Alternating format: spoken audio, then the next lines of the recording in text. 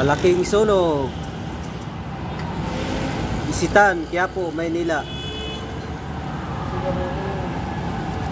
Kung nakikita po ninyo mga kaibigan yung apoy na yan, dito po yan sa Isitan, Quiapo, Maynila.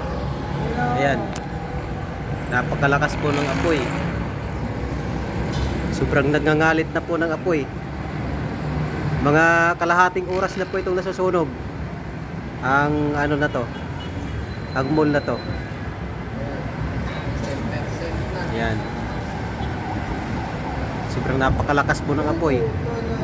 Yung mga pagsabog pa po tayong naririnig. Ayan. Marami na pong mga bumbiro na dumating, subalit malakas pa rin yung apoy. Hindi pa rin naaapula hanggang ngayon.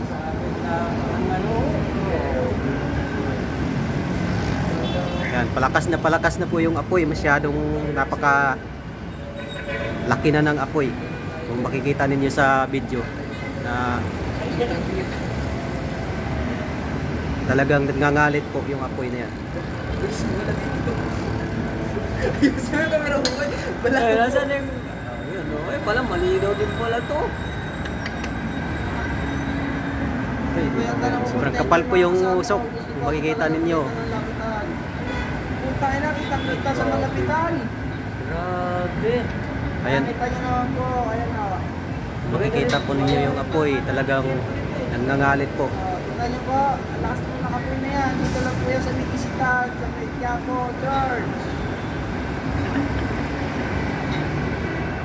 Ay, malapit lang po yan sa mall. Dapat Manilarte.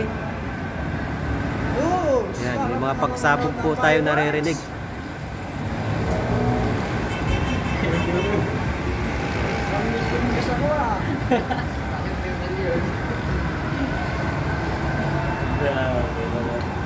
Ayos.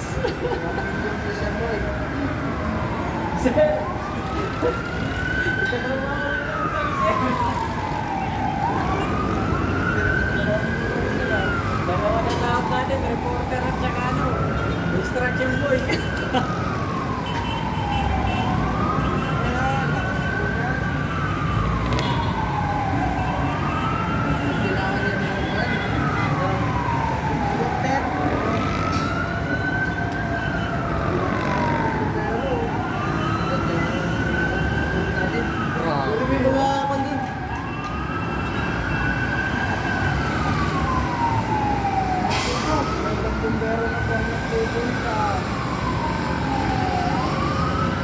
Galing Bicol pa po yung iba.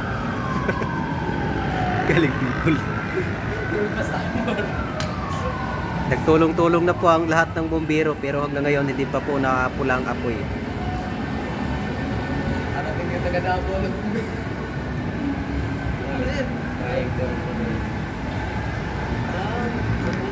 Why